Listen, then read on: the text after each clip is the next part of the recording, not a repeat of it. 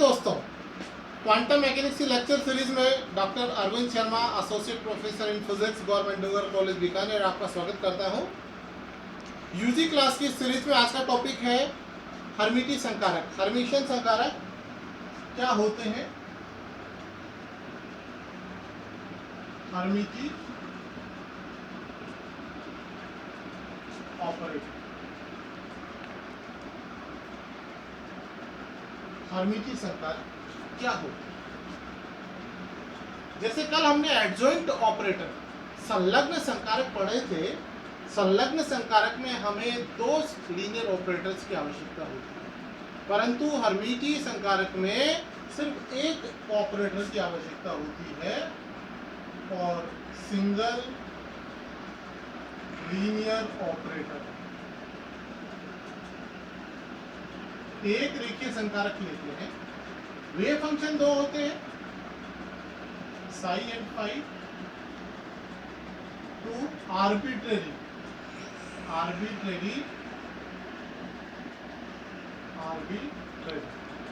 मतलब स्वेच्छ रूप से जो तरंग फलन हम लेते हैं, दो आर्बिट्रेरी वेव फंक्शंस होते हैं। और कैसे वेव फंक्शंस होते हैं? जैसे कल भी मैंने बताया था, एडमिसिबल वेव फंक्शन। आपकी बुक में इसको लिखा हुआ सुव्यवहारित तरंग फलन, वेल डिफाइंड वेव फंक्शन भी कह सकते हैं, सुव्यवहारित तरंग फलन कहते हैं। इसका एक्चुअल नेम है एडमिसिबल वेव फंक्शन, जो हम पीजी वगैरह में यूज लेते हैं। Physically acceptable wave function, that means ऐसा वेव फंक्शन जो फिजिकली एक्सेप्टेबल हो, भौतिक रूप से जो है वो भौतिक रूप से सार्थकता होनी चाहिए उस तरंग फलन की। उस तरंग फलन को एडमिसिबल वेव फंक्शन कहा जाता है। ठीक है। अब अगर इस प्रकार की ये वेव फंक्शन और लेके चले हैं, और अगर ये निम्न आयतन समाकलन को अगर संतुष्ट करते हैं, कौन सा आयतन समाकलन? जैसे कल अपन ने किया था वैसे ही आयतन समाकलन, वैसा का वैसा ही आयतन समाकलन होगा, equal to psi star A phi dV. ये आयतन समाकलन जो है, आयतन समाकलन वैसा का वैसा है जैसा हमने कल एडजॉइंट ऑपरेटर में लिया था। संलग्न संकारक में जैसा आयतन समाकलन लिया था, वैसा का वैसा आयतन समाकलन है। इस आयतन समाकलन को अगर कोई ऑपरेटर, कौन सा ऑपरेटर? लीनियर ऑपरेटर, रेखीय संकारक अगर संतुष्ट करता है तो वह संकारक हर्मिटी संकारक कहलाता है। और हर्मिटी संकारक जो होता है वो सेल्फ एडजॉइंट होता है। सेल्फ एडजॉइंट मतलब ये स्वयं का एडजॉइंट होता है, स्वयं का संलग्न संकारक होता है। ये इसकी परिभाषा हुई। परिभाषा के पश्चात हर्मिटी संकारक, कौन कौन से लीनियर ऑपरेटर्स जो है हर्मिटी संकारक होंगे या नहीं होंगे, उन्हें कैसे हम सिद्ध करेंगे, किस प्रकार से उन्हें सिद्ध किया जा सकता है, ये हमें देखना है। जितने भी डायनेमिकल वेरिएबल्स हैं उनके करस्पॉन्डिंग ऑपरेटर्स होते हैं, और उन ऑपरेटर्स में से कौन कौन से ऑपरेटर जो है वो आपके हर्मिटी संकारक होंगे या नहीं होंगे, वो इस कंडीशन पर डिपेंड करेंगे। जो इस आयतन समाकलन की जो कंडीशन है उसको संतुष्ट करेंगे, वो हर्मिटी संकारक जो है होंगे। अब इसमें सबसे पहले हम देखते हैं, जैसे हम तीन ऑपरेटर्स देखेंगे। एक तो आपके मोमेंटम ऑपरेटर, जिसका हम x कंपोनेंट लेंगे। दूसरा हम लेंगे एनर्जी ऑपरेटर, और तीसरा हम लेंगे हैमिल्टोनियन ऑपरेटर। तो हैमिल्टोनियन ऑपरेटर अगर हम लेते हैं तो हमें पता है ये बराबर होता है प्लस v। तो यहाँ v तो आपके कांस्टेंट है ही। अगर डेल टू, अर्थात डेल टू ऑपरेटर अगर हर्मिटी संकारक है तो हैमिल्टोनियन ऑपरेटर अपने आप हर्मिटी संकारक हो जाता है। ये तीन ऑपरेटर्स px, e और डेल टू, इसे हम सिद्ध कर लेते हैं कि अगर ये हर्मिटी संकारक है तो सामान्यतः जितने भी संकारक हैं वो आपके हर्मिटी संकारक जो है उनको सिद्ध किया जा सकता है। तो सबसे पहले अपन देखते हैं पी ऑपरेटर, पी ऑपरेटर अगर पी एक्स ऑपरेटर अगर हर्मिटी संकारक है तो ये कौन सी फुलफिल करेगा condition, P x psi star phi dB equal to psi star P X phi, ये कंडीशन फुलफिल होनी चाहिए। जो भी ऑपरेटर है उसे हम यहाँ रखेंगे और वो ऑपरेटर अगर इस आयतन समाकलन को संतुष्ट करता है तो हर्मिटी संकारक होगा। आपकी जो बुक है सीबीएच की उसमें इसको प्रूव किया गया है। इसको प्रूव करने के दो तरीके हैं, या तो हम यहाँ से शुरू करें या आपके जैसे ली गई है कुछ कंडीशंस को लेते हुए प्रूव किया गया है। तो दोनों मेथड्स हैं। जैसे मैं आपकी बुक में जो मेथड दिया उसी से इसको प्रूव करें तो उसमें हमें कंडीशन पता है कि आयतन प्रोबेबिलिटी जो होती है वो आपके जो है वो कांस्टेंट होती है, कंजर्व रहती है।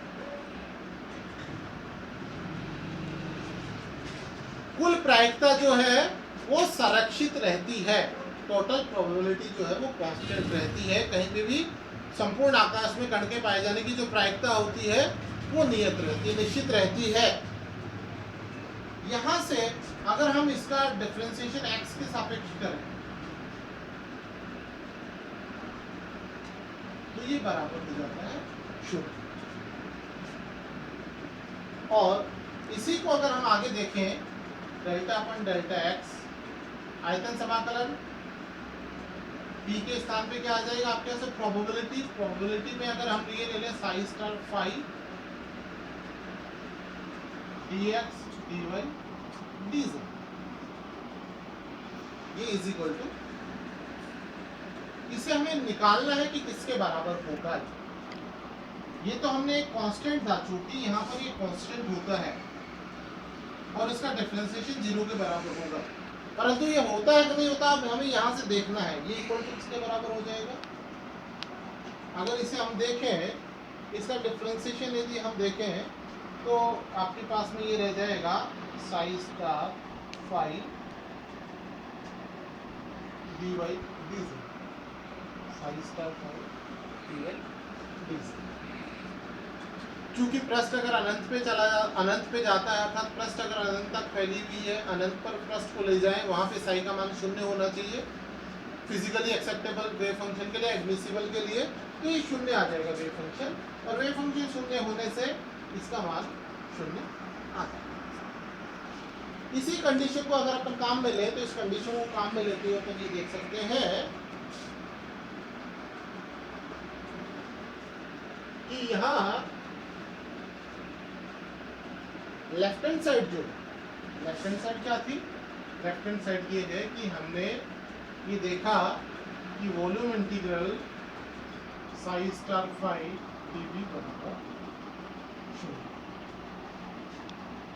यहाँ दो टर्म्स आ जाएंगी, डेल्टा साई स्टार को delta x phi d v plus psi star delta phi upon delta x d v बराबर 0। इसे हम राइट साइड पे ले जाते हैं। अगर राइट साइड में इसे अगर ले जाएं तो ये टर्म इक्वल टू हो जाएगी माइनस, दोनों तरफ आइटा एच क्रॉस से मल्टीप्लाई कर दो, क्योंकि हमें पता है जो ऑपरेटर होता है, जो px का ऑपरेटर है वो क्या है, px ऑपरेटर है minus iota h cross del to del x. हमें इस ऑपरेटर की आवश्यकता होगी, और इसे अगर हम देखें आइटा एच क्रॉस से मल्टीप्लाई करें तो यहाँ पर ये minus iota h cross delta psi upon delta x इसका स्टार होगा, क्योंकि आइटा एच क्रॉस है, ये अगर अंदर जाएगा तो कॉम्प्लेक्स, बाहर आएगा तो कॉम्प्लेक्स और प्लस होगा, plus d v equal to psi star minus iota h cross del upon del x phi d. यहाँ ये टर्म है, तो यहाँ से हम क्या देख रहे हैं, इस इक्वेशन को यदि देखें तो इस इक्वेशन को हम क्या लिख सकते हैं, ये आपके ऑपरेटर कौन सा हो गया, पी एक्स साई का star dv equal to psi star P x. ये यहाँ पे करने के लिए यही कंडीशन हमें प्रूव करनी थी। देखो इसी कंडीशन को हमें प्रूव करना, अर्थात हम यहाँ से चले, इस फंडामेंटल कंसेप्ट को लेते हुए चले और हमने ये प्रूव किया। अगर हम यहाँ से चलेंगे तो हम कैसे चलेंगे, यहाँ से उल्टा चलेंगे। पहले हम ये सबसे पहले ही कंडीशन लिखेंगे कि अगर कोई भी ऑपरेटर हर्मिशियन ऑपरेटर है तो हमें क्या प्रूव करना है, पी अगर पी एक्स है तो इसको प्रूव करना है। अब यहाँ हम ऑपरेटर पी एक्स की जगह ये रख देंगे। ये रखने के पश्चात दोनों तरफ जो है आयटा एच क्रॉस को कैंसिल करते हुए हम यहाँ पहुंच जाएंगे और इसको इधर ले लेंगे और यहाँ से ये कंडीशन आ जाएगी। तो रिवर्स में भी अपन इसको प्रूव कर सकते हैं। सिमिलरली ई ऑपरेटर को लेते हैं, एनर्जी ऑपरेटर जो है वो हर्मी ऑपरेटर होगा, ये हमें सिद्ध करना है।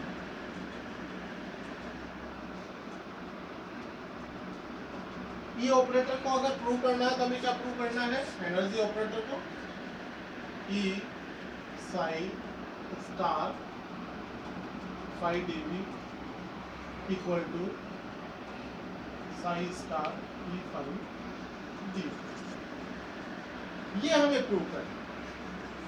तो जैसे मैंने बताया आप यहाँ से भी शुरू कर सकते हैं। और ऑपरेटर क्या आपके, ऑपरेटर एनर्जी ऑपरेटर जो होता है ये होता minus iota h cross del बटे।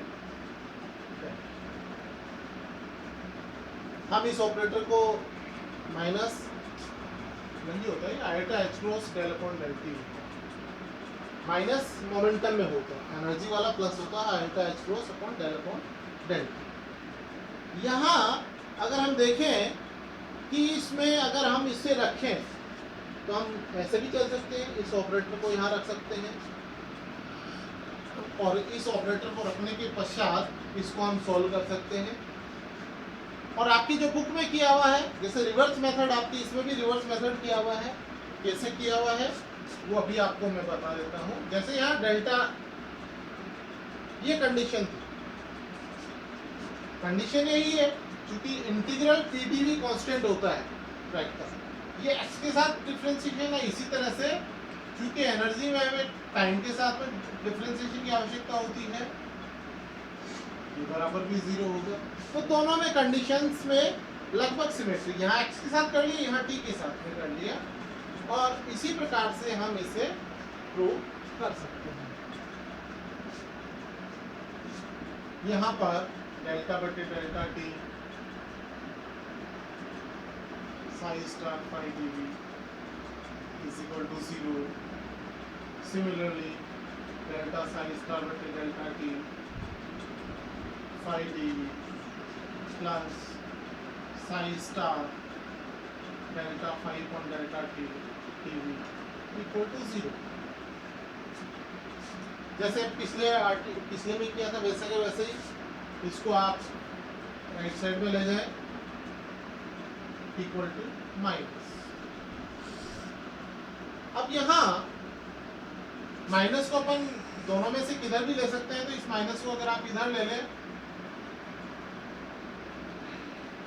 और इसको मल्टीप्लाई कर लें आयटा एच क्रॉस से, तो आपकी ये टर्म हो जाएगी integral eta h cross delta psi star बटे डेल्टा टी।